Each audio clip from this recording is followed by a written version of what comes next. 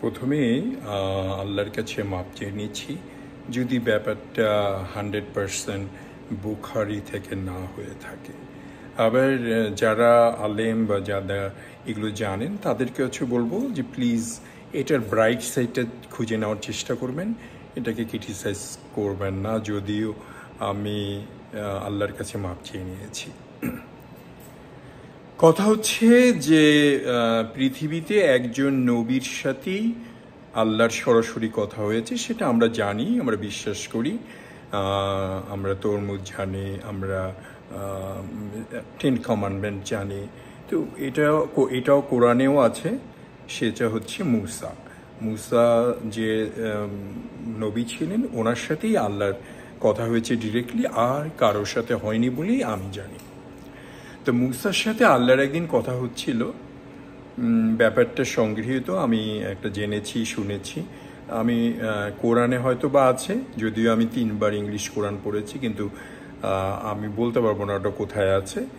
আর পাশাপাশি হাদিস ওইভাবে অতটা না জানলেও আমি ব্যাপারটা শেয়ার করার জন্য আমার ভাল লাগছে শেয়ার করতে। তো আল্লাহ আর মুসার কয়েকবারই কথা হয়েছে। মুসা নবী যে, তার সাথে আল্লাহর ডিরেক্টলি কথা হয়েছে। তো একদিন মুসা একটু বোধহয় আমাদের একটু বিদ্রোহী টাইপের বা একটু দাবি খাটানো, মানে আমি যেরকম আমার আব্বার কাছে দাবি খাটাতাম, চাচাদের কাছে খুব ওলটপালট দাবি খাটাতাম, বড় ভাই বা বপির কাছে।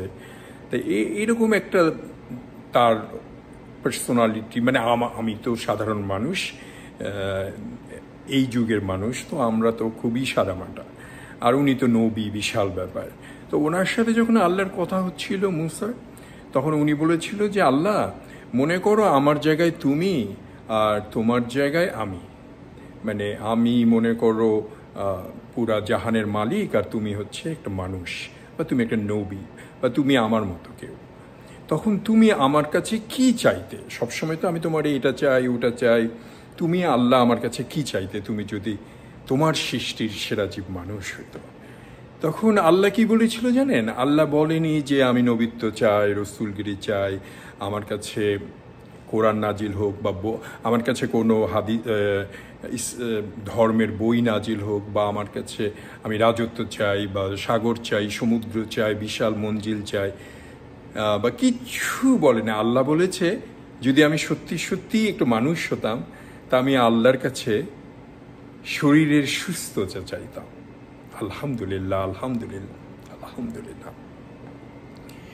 তো এটাই, আমরা মানুষ হিসেবে যখন এসেছি, মানুষের সৃষ্টির সেরা জীব, তো আমরা আর একজনের জন্য যখন দোয়া করব, তখন আল্লাহর কাছে ওই সুস্থ মানুষটা বা ওই অসুস্থ মানুষটার শারীরিক সুস্থতাই কামনা করব।